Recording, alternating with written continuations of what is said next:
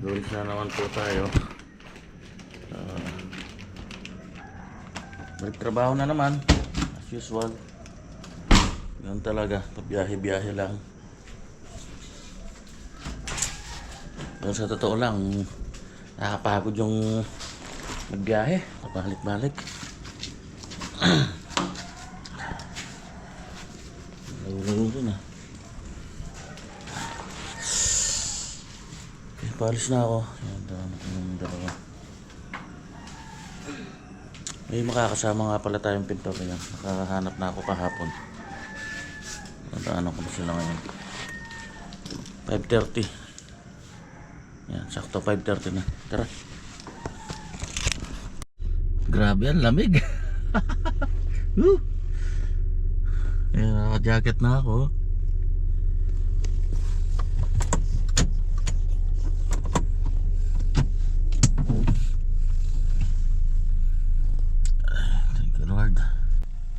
Yan si Mahal, balot na balot din. Nagjo-jogging daw. Ba? Kala ko ulog ako. Kala ko magjo-jogging ka baka sumakay. Sama naman hanggang tulay. Sa tulay. Ayaw mo? Hindi ako nakapag-upload kahapon nga pala dahil wala na, busy kami. Dalawang gabi kaming naglalamay, nagpaglamay. Bali apo namin yung namatay. Nandyan siya nakaburol.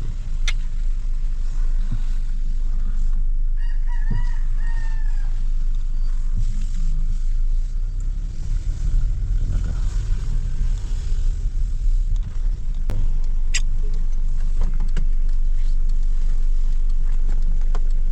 Ingatan. Bye. Bye. Ating na kami. Balik na naman sa site. Ayan, may bago tayong kasama. Jeffrey. Pintor. Mara ka pa? Mayroon boy ba? Pintor natin. May natatapos na ano.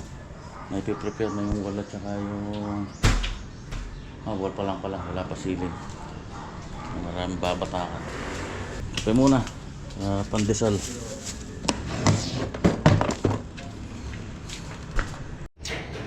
Yan, kadarating ko lang. Nakapamili na ako ng pintura. Yan, partial pa lang yan. Pang primer ito. Flat latex. Tapos boral putty. Ito flexibond pang waterproof natin dun sa siya.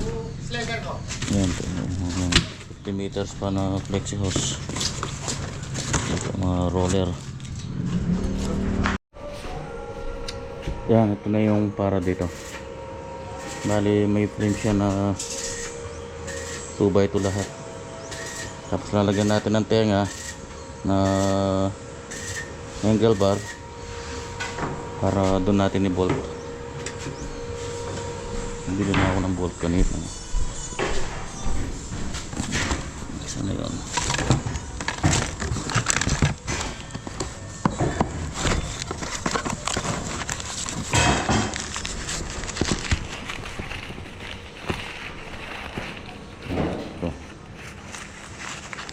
Hanap sana ako stainless, wala eh. Hindi naman ito. Bali 5.8 siguro size na ito.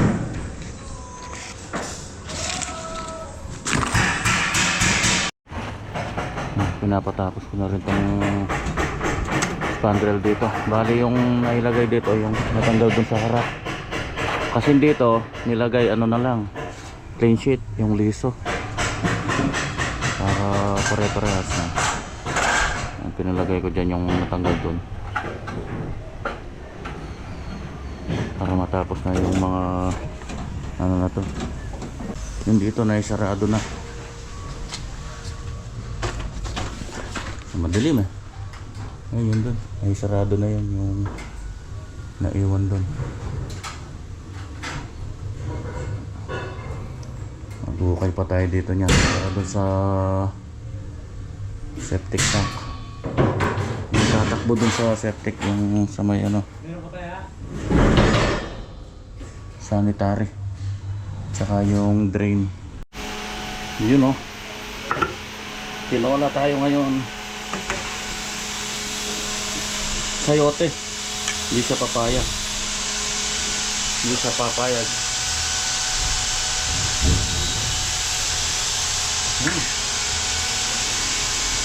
Lasang tinola nga. I-update tayo dito sa pag-prepare ng ating drywall. Ayan o. Batakan na yung mga dugtungan. Yan na medyo matagal-tagal dyan. Tapos patutuyin yan. Tapos liha. Yung pinauna ko nitong kwarto na to para may layout ng ceiling. Konti na lang.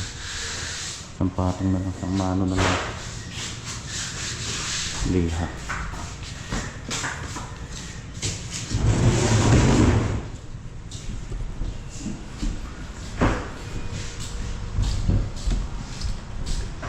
Ito na yung grill sa atin na isa. Medyo maano pa to.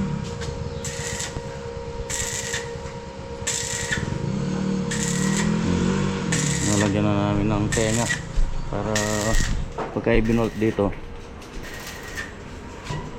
sasabay na yung isa niyan, tapos i-welding.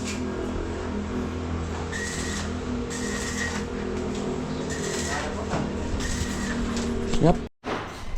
Okay, update mo na. Oras na naman. Ayan, nabatakan na lahat to. Liliyahin na lang bukas. Ang ganda. Ayan.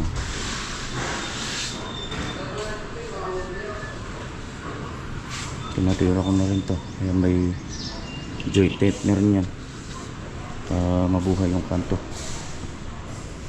Isang ano pa to, isang kasada pa. Ito tapos na yung mga joint, mga dugtungan. Tapos lihang katakot-takot yan. Ito na yung grills ha. Oh.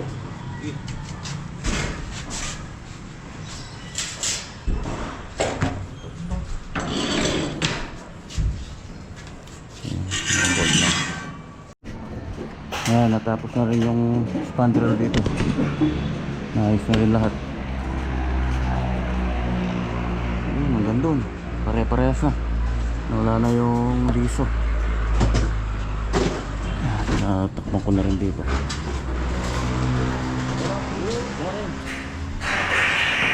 Dali. Naktos na tayo ngayon. Ayan. Napaka-aliwalas ng panahon. Kung wala na yung lamig ah. Medyo may ano yan, usok o fog. Ano?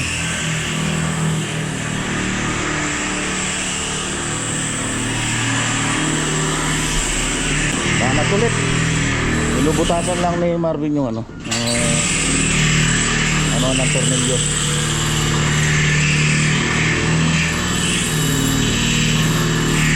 Lalayout ko yung yung kastan.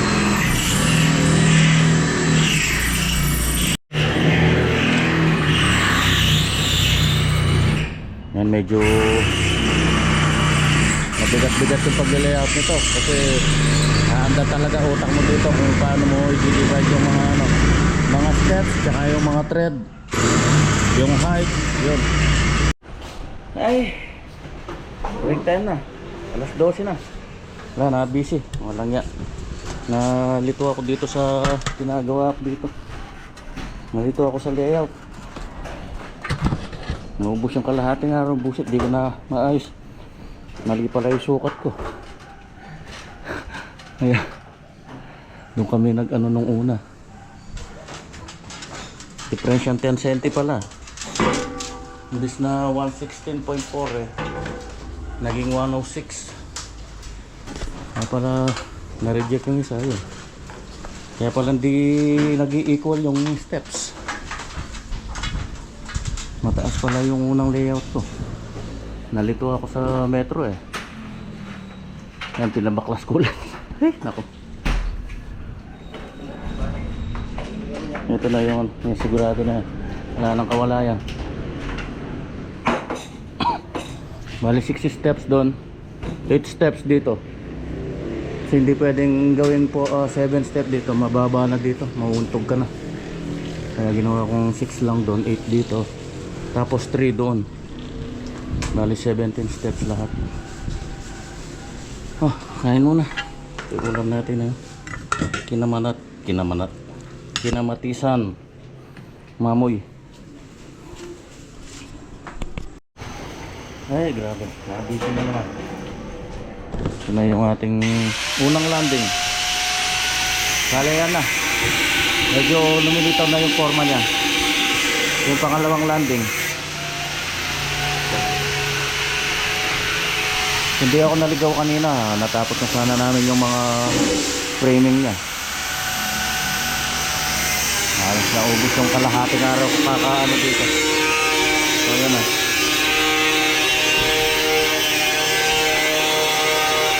Yan,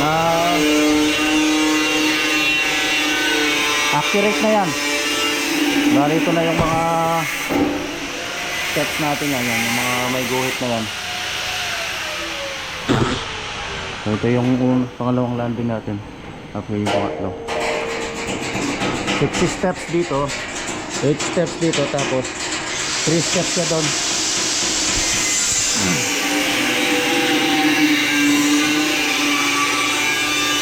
Ayan, 3 steps pa siya dito. Nariabot siya hanggang dito. 3 steps, 8 steps, 6 steps. Bali 17 steps siya.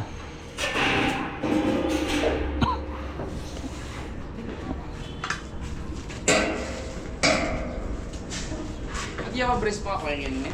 Wala na.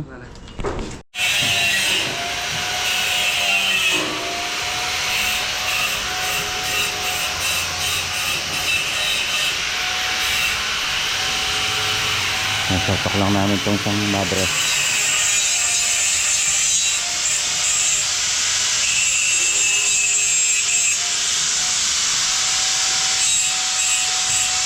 Oh.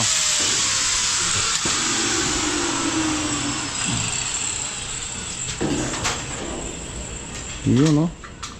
Parang sinukat. Parehas na parehas. Antin din.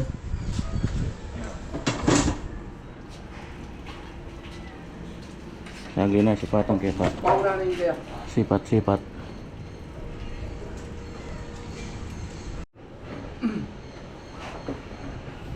Okay. Ay! Ready ko. Yun yung ground yan. Hindi natin. Ali, akalangin kayo. Ngapay mo yata wala eh.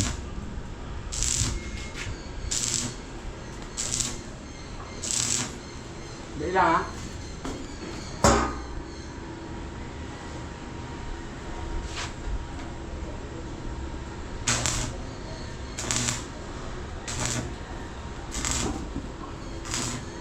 Pantay naman ngayon.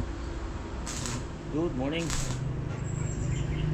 Bilis, Mertes na tayo ngayon. Inshallah, mabuo namin ngayon to. Papakat ko na yung mga steps natin.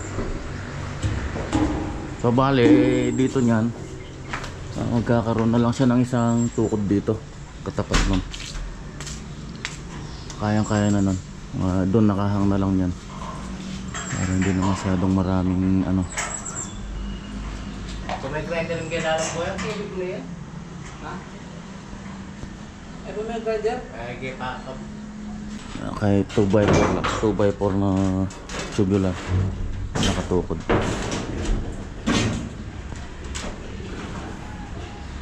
Tibay na to. 2.0 to. Yung mga 2x6 na to.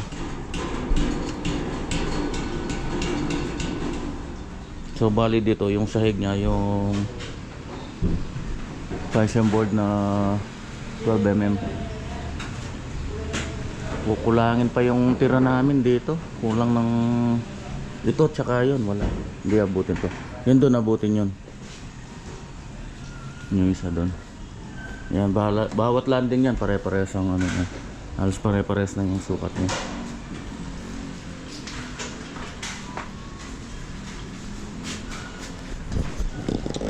Hindi ko na i-update kahapon yung sa taas. Hindi na ako nakaakyat dahil na-busy dito sa baba. Dito ako nag-focus sa may hagdan na to.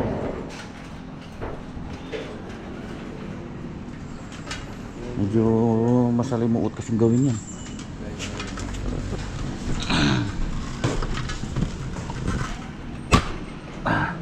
Ayan, maabot na pala dito si Jeffrey.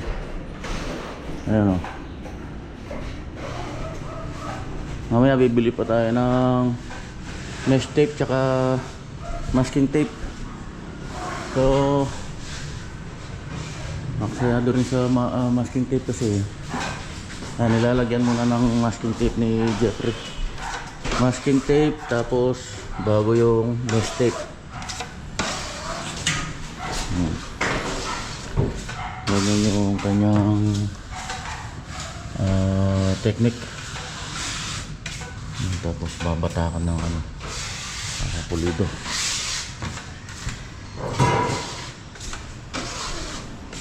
Mga galawan. Nako, katakot-takot na paglilihan ito.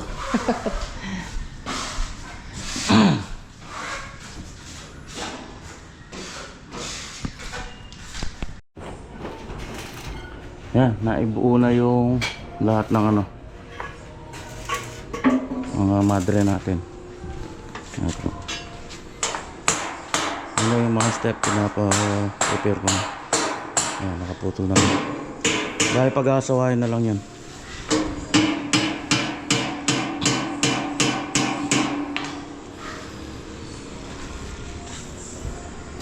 Mamaya siguro makakasampa na tayo gamit ito. Inshallah. Luto tayo. Ulam namin na yan, talapia. Walang kamatayan, talapia. Tapos ito, babing maklak. Upo. Ayan, gigisa ko lang sa sardinas. Tapos lagyan ng daw ng malunggay. Ayan, talo-talo na dyan.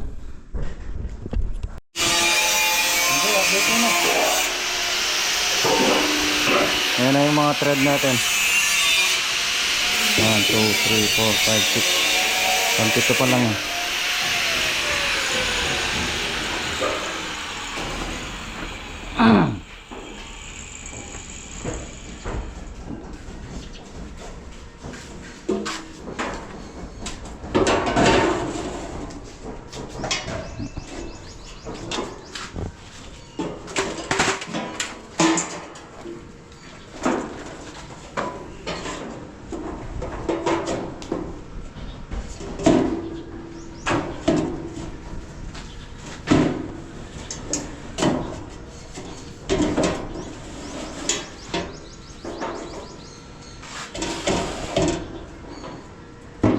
Yung guhit. Sobra. Tulak mo konti dito. Dahil nakagawalas na. Sige, spat mo dito.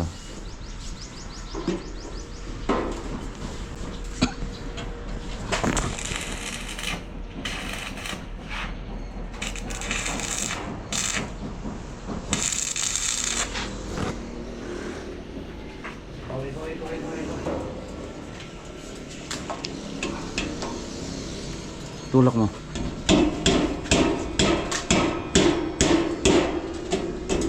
Sunod mo dun sa guhit, dun sa level.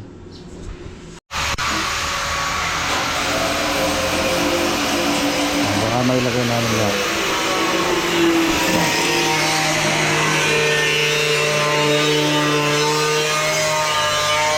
Pwede nang dumaan hanggang dito.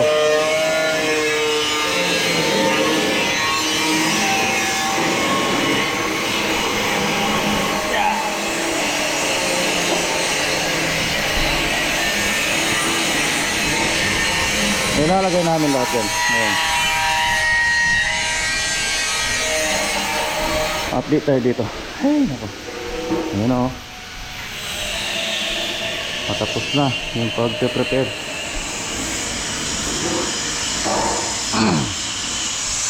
Pangalan si Pintor.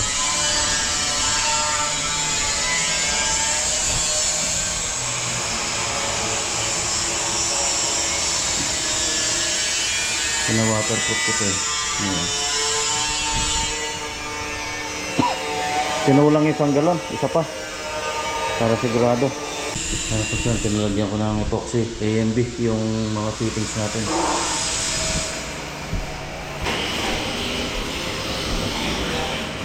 Buhay na buhay yung kanto.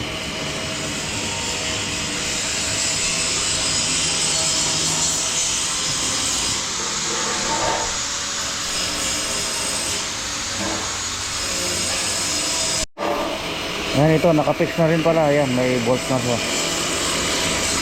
Tornilyo.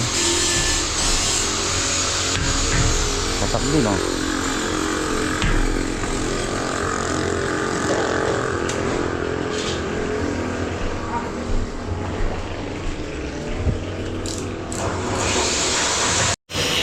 Dami nilang ipo-full weld yan.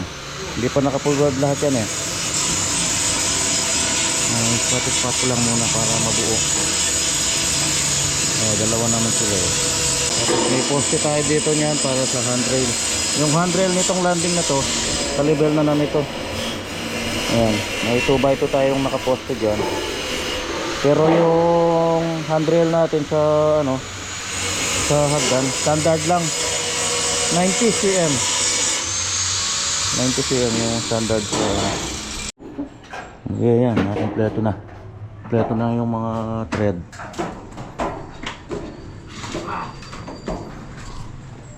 Oh, hindi pa naka-full weld.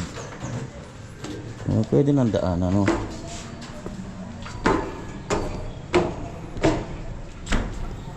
Inshallah. Bukra. Marami pa yan, yung mga pang railing pa.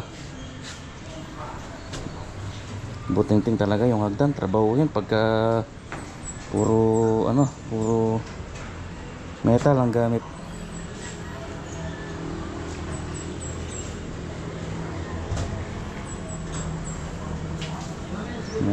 Kung kahoy lang yan, tapos na yan.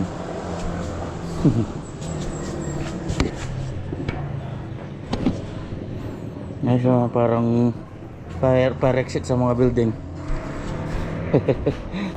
Hindi kasi siya obrang walang landing dito. Kaya nilagyan ko ng landing dito kasi dito na yung pinaka-entrada ng bahay nila. Yun. Pagka hindi nilagyan kasi ng landing, dire-diretso doon, mahaharangan yung dadaanan nila.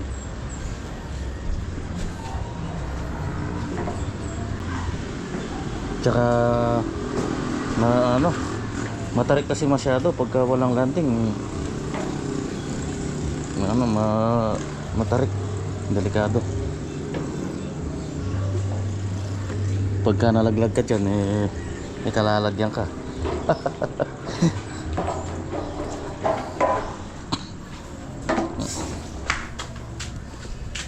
So ito bali pag na-finish to, makukuha yung standard na height nya. Parehas nito. Bali may dry pack pa tayo dito na 5 cm.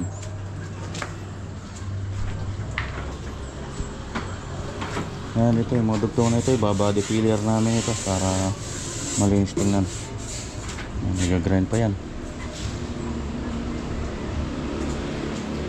Ayan, sasaraduin to yung mga butas na yan. Sasaraduin din yan. Tapos yung isa pa ang poste dito, 2x4 dito, ayan. Ayos na lang, kaya na nung ano yan. Yan, palalagyan ko na lang ng brace doon, pinaka support.